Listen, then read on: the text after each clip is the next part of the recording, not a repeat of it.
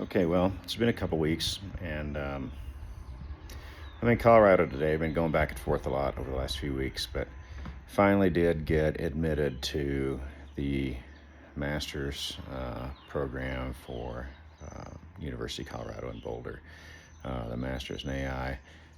I got to tell you what a frustrating process that's been, and maybe it's just because I'm older and I'm used to being able to have some one-on-one interaction, but this whole admissions process and trying to get information about the programs um, and trying to do that at a distance has been tough. Everybody wants to communicate via email.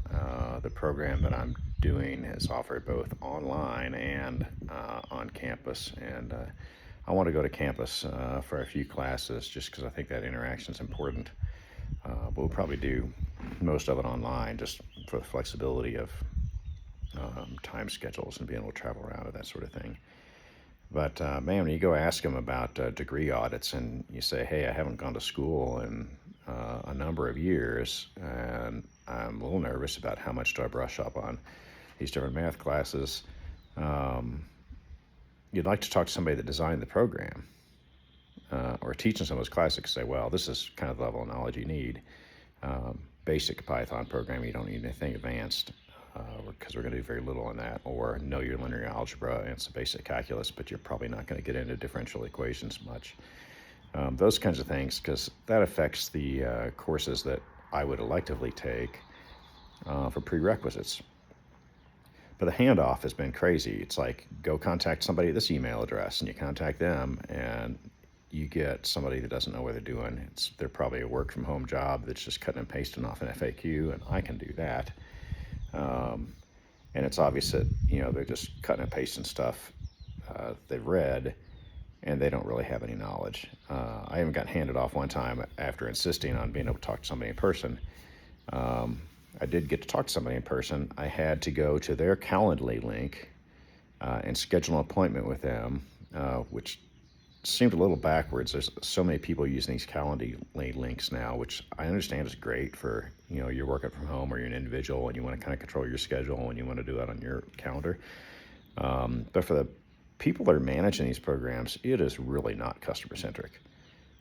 I would like to be able to say, hey, can I talk to somebody on the phone? Your office hours are between, 8 and 5 or whatever. I'll call you. I'm happy to wait on hold for a little bit or to get a message and say, hey, we'll call you back in 10 minutes. But to have to schedule time like that when I just want to ask a few simple questions it feels burdensome. It really feels burdensome. It feels like they're not concentrating on the customer. Or in the co-op world, we say concentrating on the member. But they're not concentrating on the end user of the product, the customer. They are more concerned about that remote employee and working their calendar. I think they've lost the focus. So it's been very frustrating. I did get transferred one time to a girl in India. I did get to talk to somebody. When I looked at the Calendly link, the time zones that were available in there were obviously not in the United States. So I figured I'm going to get transferred to somebody in India, and I did. Talk to a girl in India. She spoke great English, fantastic English. Wouldn't have known she was in India from her accent at all. I think tried to be helpful, promised to answer a few questions, but then really didn't. Did cut and paste an FAQ and send it to me.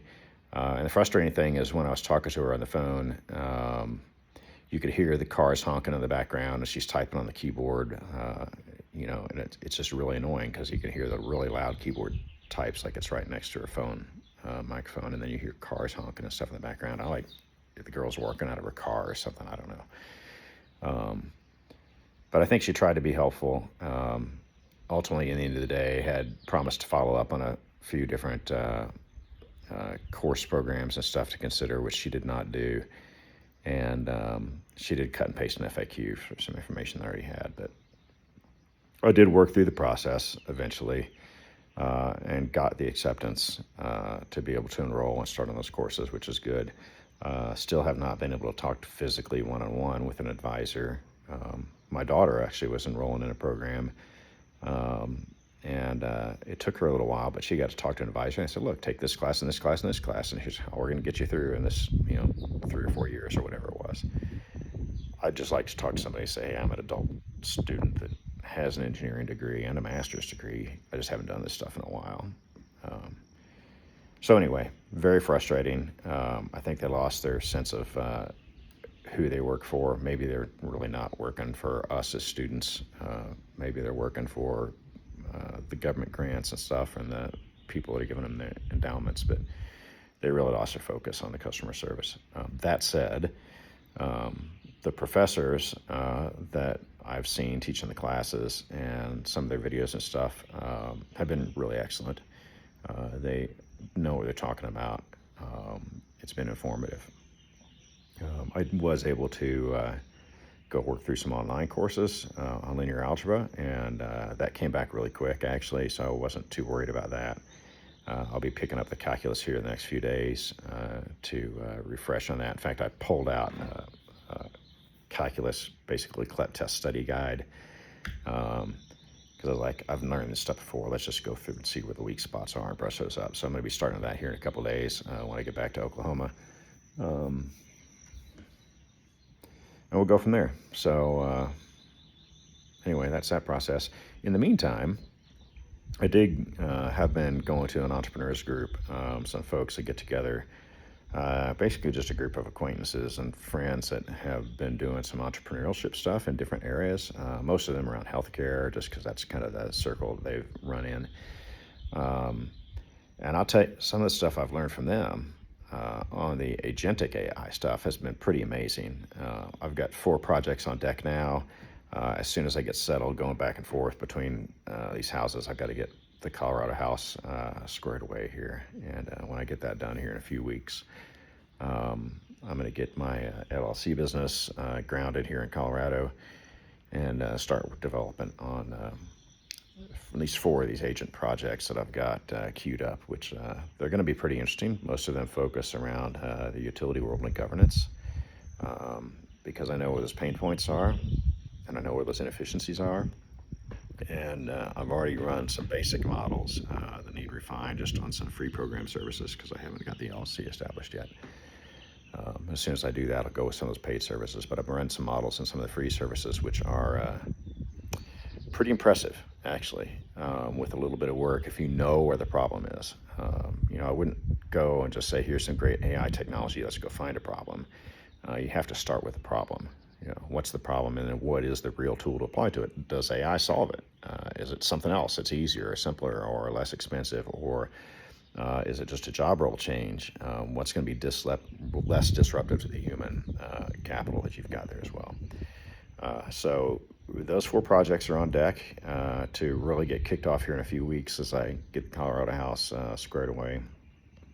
It's going to be going back and forth yet for probably the next 3 weeks or so. Between Colorado and Oklahoma. And then off to the races. Should start school there for the program at Boulder in August, on their August session, and be off and running on that. So excited about what we'll learn there. The other thing is I started reading a book by a girl named Vivian Ming. Now, I've listened to a lot of stuff on AI here the last few months. It's pretty interesting, some of the tell-all books and stuff. Karen Howe, I think, was one of them, wrote a book called Empire of AI, which is very enlightening, with where some of the companies like Anthropic and OpenAI are going and what's driving them. So if you're interested in that kind of stuff, it's interesting to read or listen. It was like 17 or 18 hours on audio.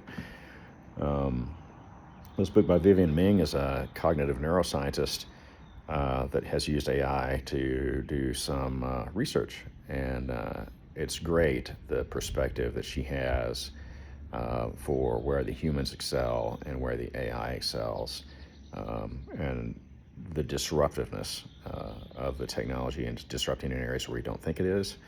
And it's going to change the way we need to hire people, as I've been trying to do for years. This is really driving it home. So I'll do another video on that in the future. Looks like this one's getting kind of long, and we'll go from there. All right, next time.